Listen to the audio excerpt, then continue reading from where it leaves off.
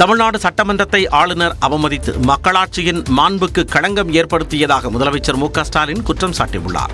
சட்டப்பேரவையில் ஆளுநர் உரைக்கு நன்றி தெரிவிக்கும் தீர்மானத்தின் மீதான விவாதத்திற்கு பதிலளித்து முதலமைச்சர் மு.க.ஸ்டாலின் உரையாற்றினார். அப்போது அரசு திட்டங்களின் மூலம் கட்டப்பட்ட வீடுகளை 2000 கோடி ரூபாய் செலவில் பழுதுபார்க்கும் பணி மேற்கொள்ளப்படும் என்று அறிவித்தார்.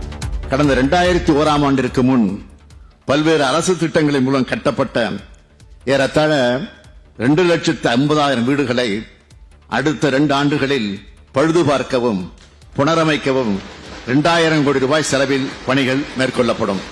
தொடர்ந்து பேசிய அவர் சட்டமன்றத்தை ஆளுநர் அவமானப்படுத்தியதாக குற்றம் சாட்டினார். ஆனால் ஆளுநர் அவர்கள் தனது அரசியல் நடவடிக்கைகளின் தொடர்ச்சியாகவே இம்மாமன்றத்தை பயன்படுத்திக் கொண்டாரோ என்று கருதும் வகையில் நடந்து கொண்டார்.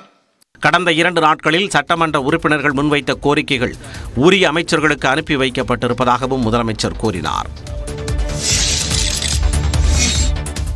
மத்திய பாஜக அரசை எதிர்த்து எதிர்க்கட்சித் தலைவர் தற்போதாவது கேள்வி எழுப்புகிறாரே என்று ஆறுதல் அடைவதாக முதலமைச்சர் மு.க.ஸ்டாலின் கூறிய நிலையில் பாஜக கூட்டணியில் அதிமுக இல்லை என்பதை முதலமைச்சர் தற்போதாவது ஒப்புக்கொண்டாரே என எடப்பாடி பழனிசாமி பதிலளித்துள்ளார்.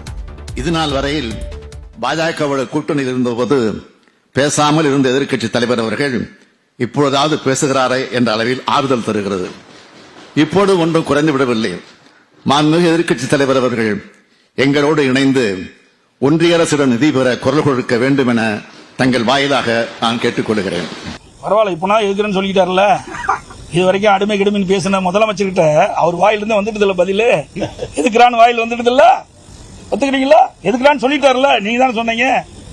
அனைத்து இந்திய அண்ணா திராவிட முன்னேற்ற கழகத்தை பொறுத்த வரைக்கும் கூட்டணியில் இருந்தாலும் இல்லாவிட்டால் மக்களுடைய பிரச்சனை தமிழ்நாட்டு மக்களுக்கு சாதகமாக இருந்தால் ஆதரிப்போம், பாதகமாக இருந்தால் எதிர்ப்போம்.